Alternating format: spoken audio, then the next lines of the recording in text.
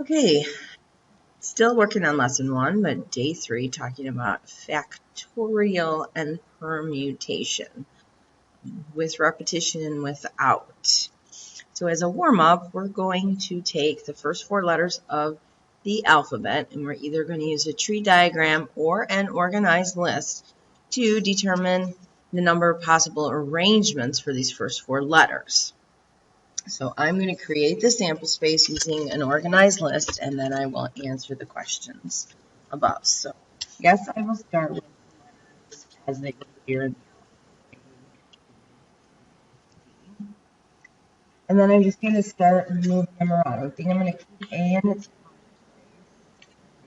place, and then maybe I'm going to put C in the second place, D in the second place, and D in the second place. I think that's like all the possibilities of A being first letter. So then I'm like, okay, let's make B the first letter. And then I can have A, C, D. B in the first position, A, D, C, switch those two. And let's move C to the second position. Keep that. And instead of A, D, and then we'll put D next to B with an A and a C. And D still next to B, but switch C and A. I've exhausted all possibilities with B being in the first position. Now I'll put C in the first position, fill in the rest in order. Keep A next to there and make it DB. Then I'll put B next, and then I'll have AD. B still in the second position, DA, and we'll go CDAB and CDBA. All right, my last set here, I'm going to put D in the first position, and I have ABC. I have DACB. Move B next to D, and I have AC,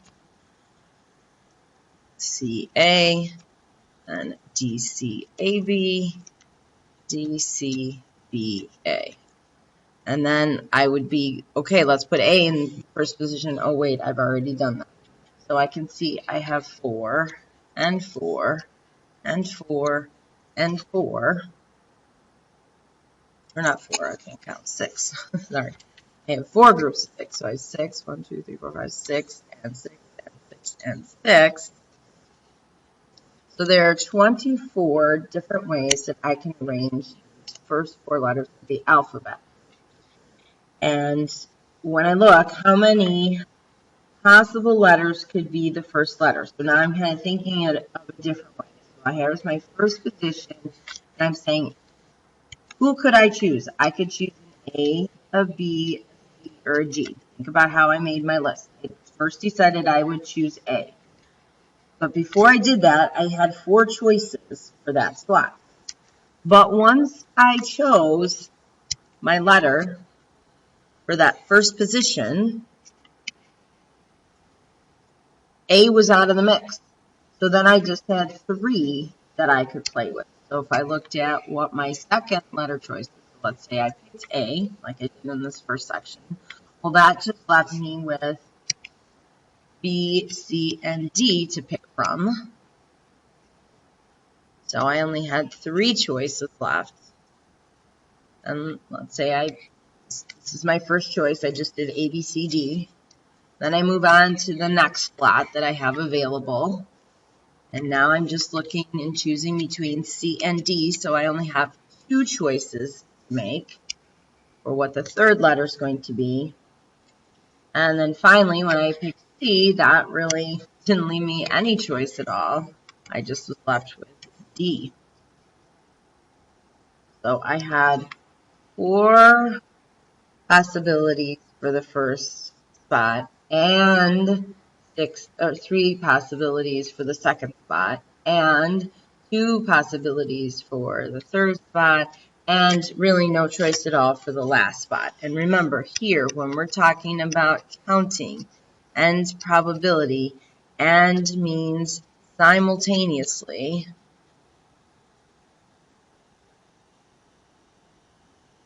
and it means that we need to multiply. These things have to happen at the same time.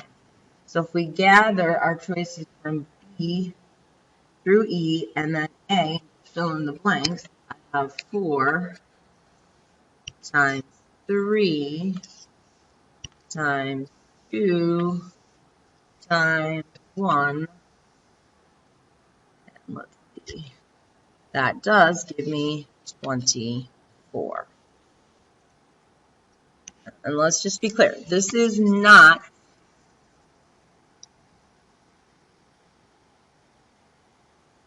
the counting principle that we studied yesterday.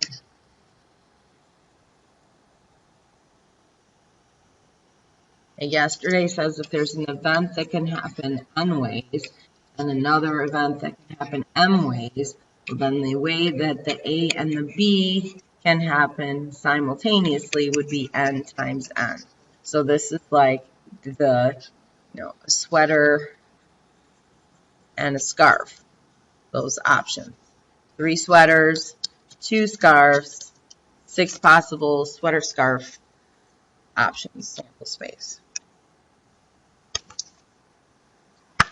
Okay, so now I'm going to ask you to do a couple of things, kind of thinking about calculating the number of different 4-letter strings that can be made using the first 4 letters of the alphabet. But now we can repeat. In this previous one, we were going to have no repeating. We're using just once. Here I'm saying it would be valid to have something like A. So go ahead and think about how we constructed the answer to the previous question and how without repetition and with repetition is a different setup. And then go ahead and you can answer the rest of these questions here. And we'll probably get back together to discuss this one here. This is the kind of the culminating question on the page there. All right, a little background. In 1808, this gentleman here probably looks not so happy. Maybe he's trying to look distinguished. Gave us a very powerful mathematic concept called factorial. Okay? Don't be tempted when you see this to say 3 exclamation point. If we were in English class, you would be correct. Here in math class, this exclamation point means factorial.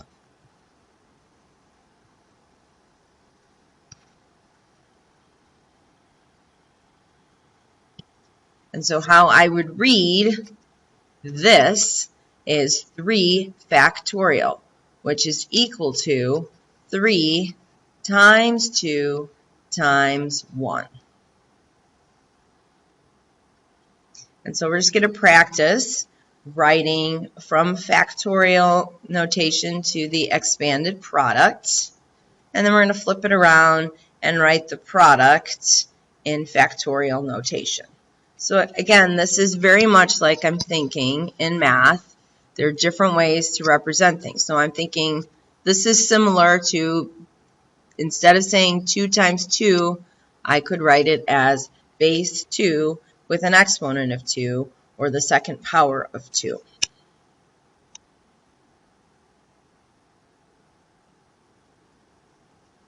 Now, when working with factorials, it's very important we need to treat it as the product that it represents. Our hierarchy of operations still exists with parentheses and exponents, multiplication, division, addition, and subtraction. So we have to keep that in mind. What you want to do is you want to look at the expression and decide whether it's correct. So you would, grade this paper of this student and put a C for correct or a T for true and cross it off, or put an F for false. And go ahead and work together on this and decide whether you've got true or false. And then an important factorial fact is that 0 factorial is equal to 1. the definition of factorial just includes positive integers, and we know that 0, while it's an integer, is neither positive nor negative. However, we could end up with 0 factorial, and we've defined that as 1. Again, I'm trying to go back to something that I learned previously, and we learned that any base other than 0 to the 0 exponent equals 1. That's just a definition. This is how we've defined things, just like we define definitions for operations of multiplication and division and exponents. This is a definition of 0 factorial. Okay, good news is this factorial is on our calculator. So what you want to do is, if you do not have the 84 calculator, you have to look on your calculator for a button that has an N with an exclamation point. It could be a K with an exclamation point, just some variable with an exclamation point.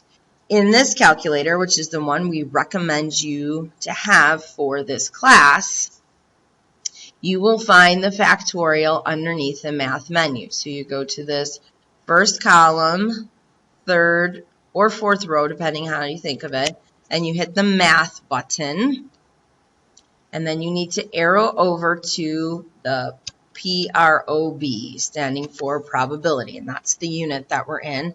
And you can see choice number 4 is factorial. And so I tried to do the screen capture here. The operation again is find the math button. You'll get this screen. You'll arrow over to probability and you'll pick number 4.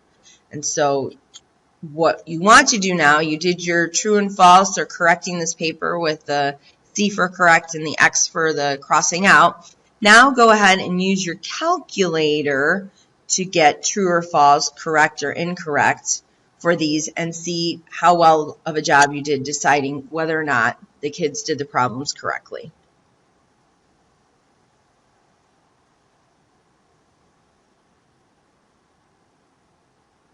Right, and now the most important part is applying this concept of factorial. And it really does come in handy when we're counting the number of ways that things can happen when we want to order what we have.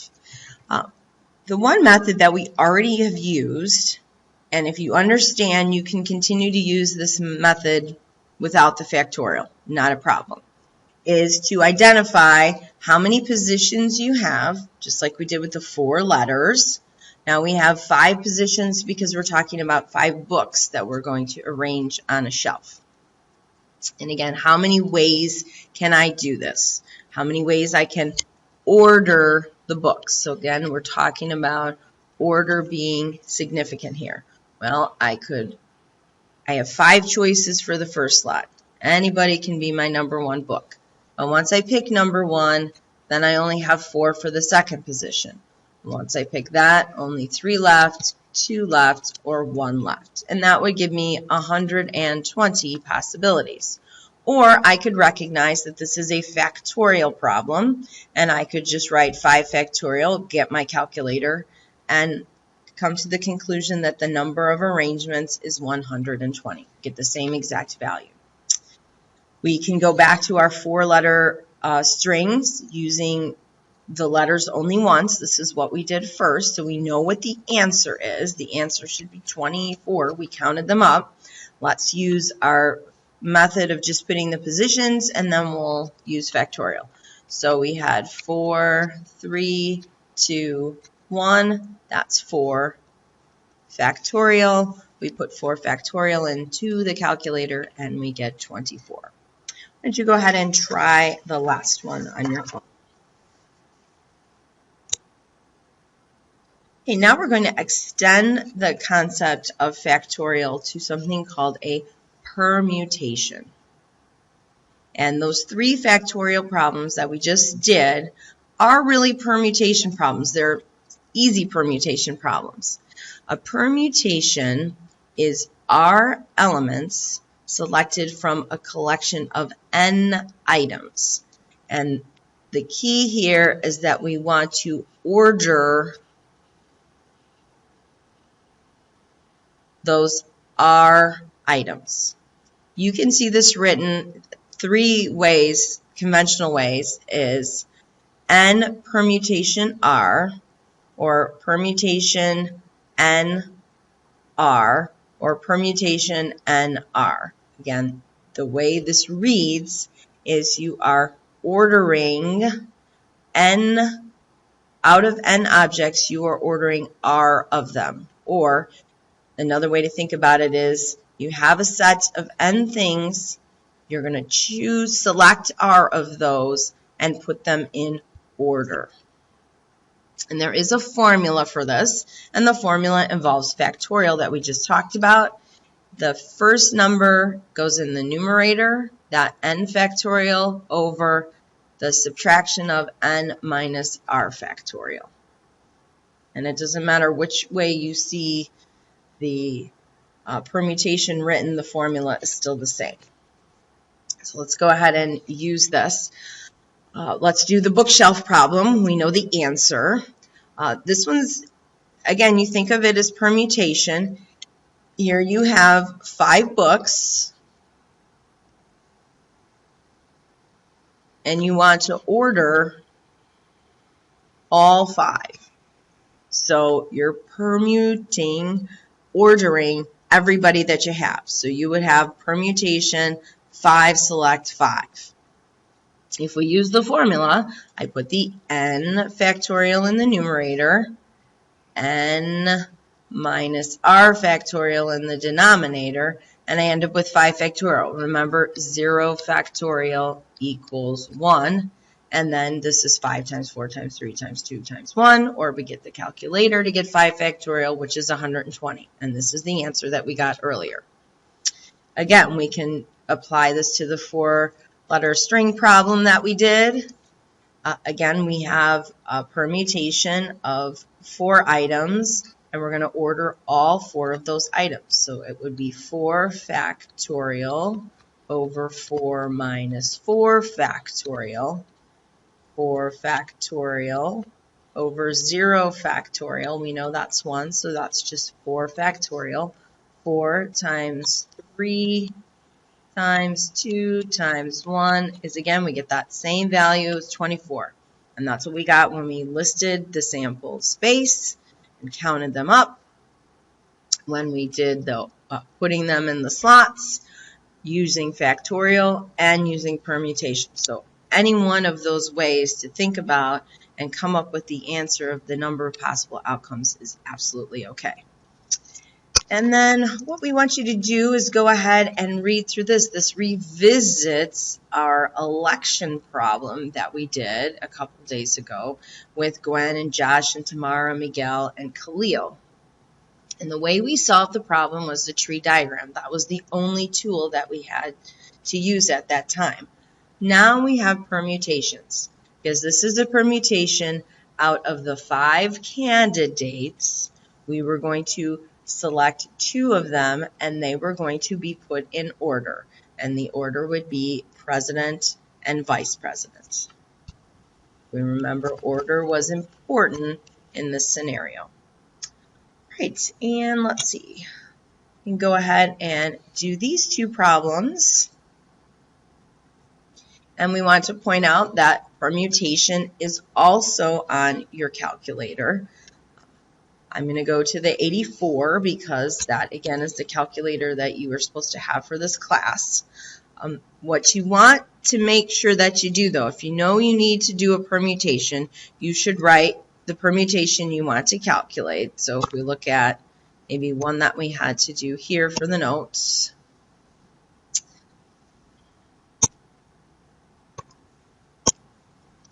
Uh, 10 permutation 4. We need to put the 10 in first for the calculator. So I'd say 10. Then I would go to math.